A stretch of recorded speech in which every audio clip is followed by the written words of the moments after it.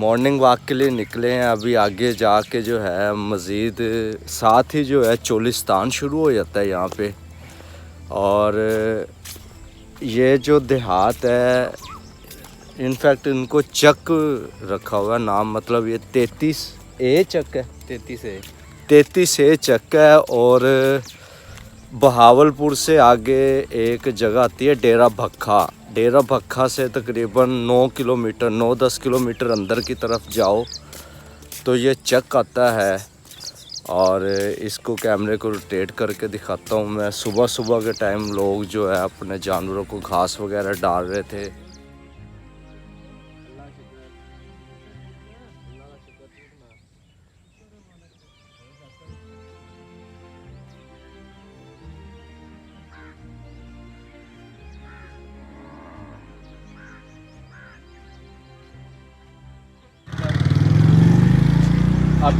अभी जो है हम 33 चक को क्रॉस करके जो है ना आगे आएगा 34 चक। इसी तरह चलते चलते 34-35 और लेफ़्ट साइड पे जो है लाल सुहानर है। तो कहने का मकसद ये है कि इन देहातों में से होते हुए जो है हम बहावलपुर से आगे एक बड़ी जो है अच्छी जगह विजिटिंग के लिए, मतलब कि मुख्तलिफ लोग जो है टूरिस्ट उस साइड पे जाते हैं। लाल सुहानरा बड़ी फेमस जगह है, तो वहाँ तक जाएंगे। मज़ीद आपको चोलिस्तान लेके चलते हैं। ये देहात का व्यू देखें आप, मतलब कि सुबह का टाइम है और बादल है, बड़ा ही खूबसूरत इस टाइम जो है मौसम है। और चलते चलते एक और बड़ी मज़े की बात जो है हमें याद आई, मैंने कहा आपसे शेयर करता हूँ। सुबह का वक्त है तो आपको एक बड़ी इंटरेस्टिंग बात बताना चाहता हूँ। जैसे बड़े बड़े सिटीज़ में मतलब के वाशरूम होते हैं, जो जितना बड़ा घर होता है उतना बड़ा वाशरूम होता है, तो वो कुछ भी बड़ा नहीं होता। ये पूरा जो एरिया है ना, ये वाशरूम है। देहातों में सुबह के वक्त ये इतना बड़ा वाशरूम कहीं भी नहीं होगा। तो ये वाशरूम है। मज़ीद आके देखिए।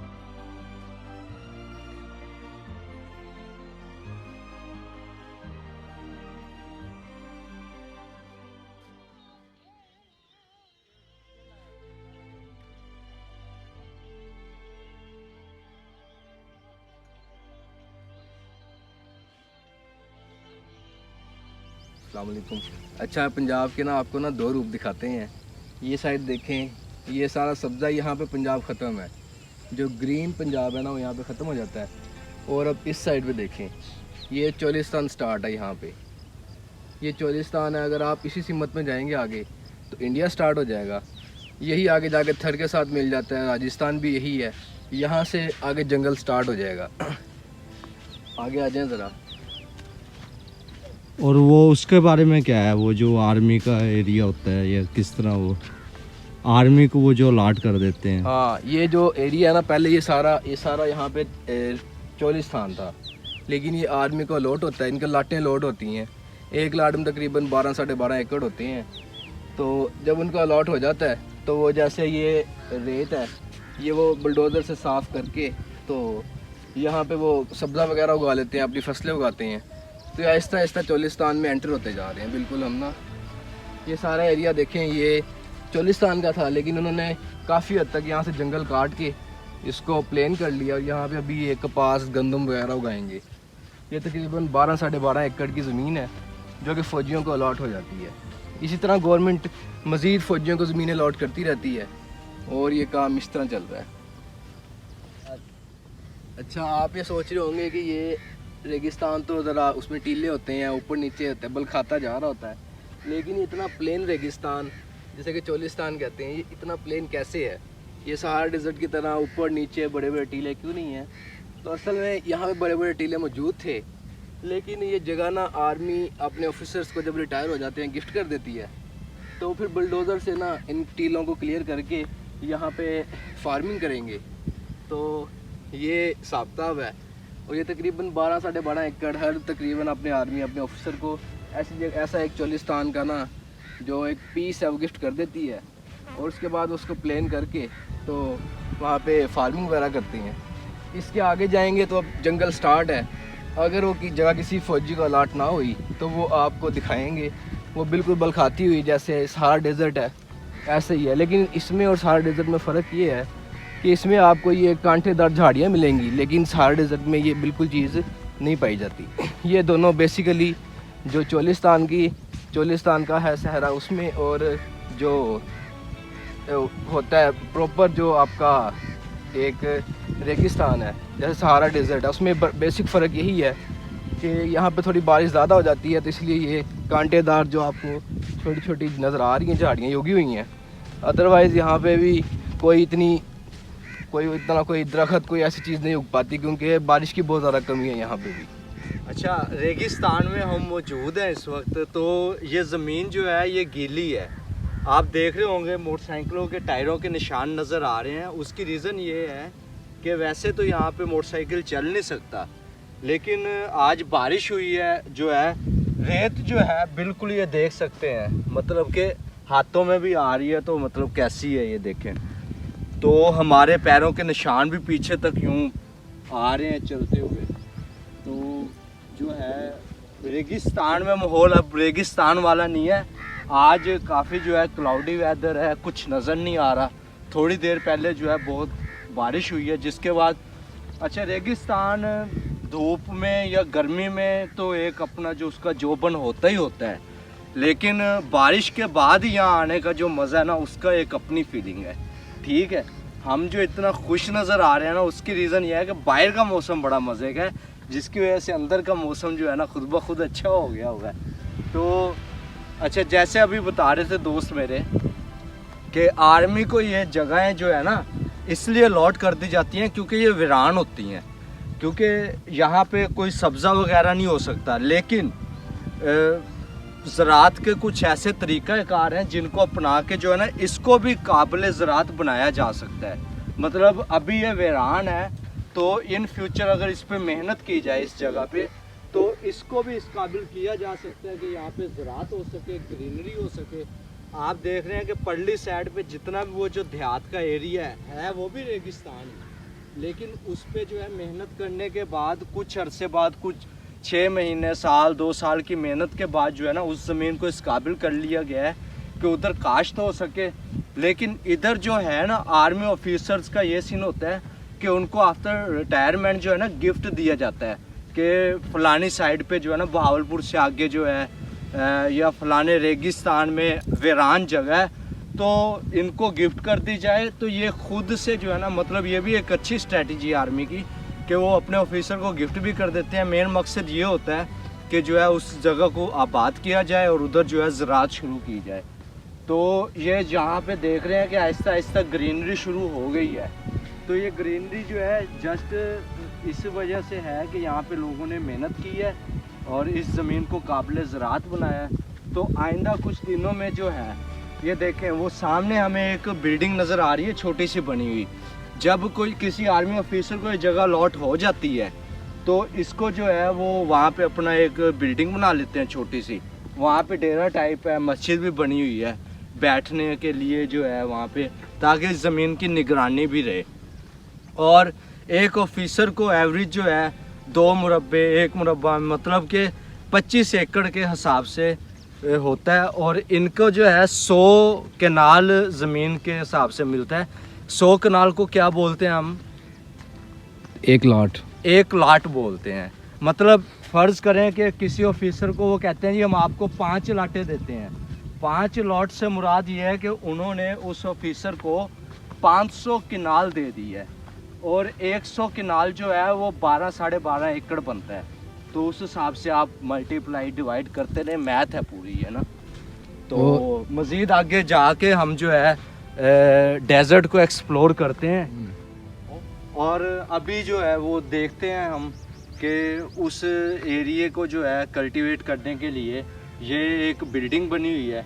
बिल्डिंग के साथ जो है टरबाइन नई लगी है। इधर जो है इसके ऊपर डेट भी लिखी हुई है 1/6/2022, मतलब कि 2022 जून में जो है फर्स्ट डेट को जो है इफ्तिखार अली किसी आर्मी ऑफिसर के नाम का जो है ये टरबाइन लगी है। मतलब अब पानी का जो है टरबाइन लगाने का मकसद ये है, पानी काफ़ी गहराई में है तो ये टरबाइन का मतलब कि कह सकते हैं सैकड़ों फीट जो है नीचे से पानी को लाएगी। 250 फीट 250 फीट तकरीबन दोस्त बता रहे हैं कि 250 फीट की गहराई पे पानी है यहाँ पे। तो 250-300 फीट की गहराई से पानी आएगा।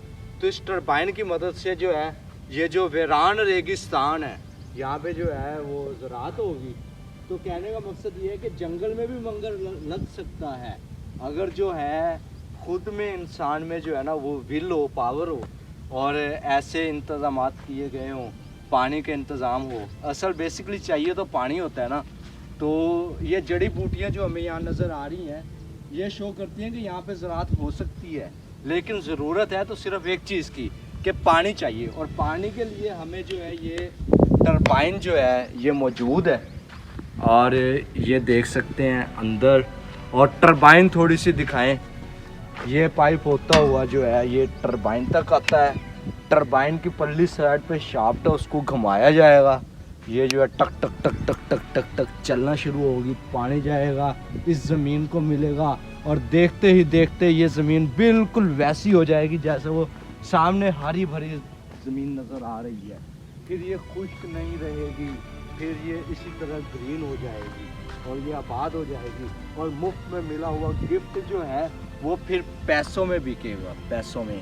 ठीक है, ये जो 2 मुरब्बे वीरान करके उनको मिले थे वो बाद में जब ये कल्टीवेशन के जो है काबिल हो जाएंगे फिर इनका रेट लगेगा कि हाँ जी ये ज़री ज़मीन है, तो उस हिसाब से फिर इसका जो है ना रेट अप हो जाएगा। ठीक है, ये डिवीजन तो है। एक और जो अच्छी बात मैं यहाँ करना चाहता हूँ कि हमें जितनी भी हाउसिंग सोसाइटीज़ हैं ना वो कोशिश करनी चाहिए कि ऐसी जगहों पे बनाएं, ना कि जो पहले से ग्रीन या आबाद जगह उसको काटें। मतलब कि जैसे मुल्तान में है कि मुल्तान के साइड में जो है आम के बहुत बड़े बड़े दरख्त होते थे 30-30 साल पुराने, 25 साल पुराने, उनको काटा गया बड़ी बेदर्दी से। जितना बड़ा जुल्म ये हमने अपनी सरजमीन से किया है इससे बड़ा जुल्म नहीं हो सकता कि हमने 500 मुरब्बा 400 मुरब्बा की ज़मीन मतलब कि 10,000 एकड़ 20,000 एकड़ को जो है हमने यूँ सफाया किया और वहाँ पे क्या जी कंक्रीट के स्ट्रक्चर खड़े कर दिए। और बाद में हमने जो है मुहिमें चलानी है कि हम शजरकारी की जो है मुहिम चला रहे हैं जी। तो अगर कॉलोनीज़ और जो रिहायशी सोसाइटीज़ हैं वो बनानी है तो ऐसी वीरान जगह पे होनी चाहिए। ठीक है, जिस तरह यहाँ वीरान जगह को आबाद करके यहाँ पे कल्टीवेशन की जा रही है इसी तरह ही ऐसी जगहों पे जो है ना हाउसिंग सोसाइटीज़ होनी चाहिए। ये जुल्म ना हो कि पहले से बड़े बड़े जो दरख्त हैं फलदार दरख्त हैं उनको काट के जो है हम वहाँ पे हाउसिंग सोसाइटीज़ बना रहे हैं। ठीक है, तो इस वीडियो के ज़रिए मैं एक ही अवेयरनेस भी देना चाहता हूँ, ठीक है, अपनी आम आवाम को कि ये जुल्म है कि आप जो है एक वीरान जगह को है उसको आबाद करने के बजाय एक ऑलरेडी जो है कल्टीवेटेड लैंड जो होती है उसको आप जो है एज ए सोसाइटी आबाद करते हैं सिर्फ पैसे की लालच में। तो ये मुल्क के साथ में नुकसान जो है गद्दारी है, तो ये नहीं करना और कोशिश करें कि अपने गली में घर में जो है कम से कम 1 साल में 1-2 पौधे लगाएं जो ग्रोथ भी कर जाएं आपकी नज़रों के सामने। ठीक है, अच्छा मज़े की बात यह है कि हम अब वापस जा रहे हैं। हम काफ़ी आगे आ गए थे तो हम रास्ता भूल गए थे और तकरीबन ही हर जगह एक जैसी है, यानी कि रेत ही रहता है हर जगह पे। आपको समझ नहीं आती कि हम आए कहाँ से हैं।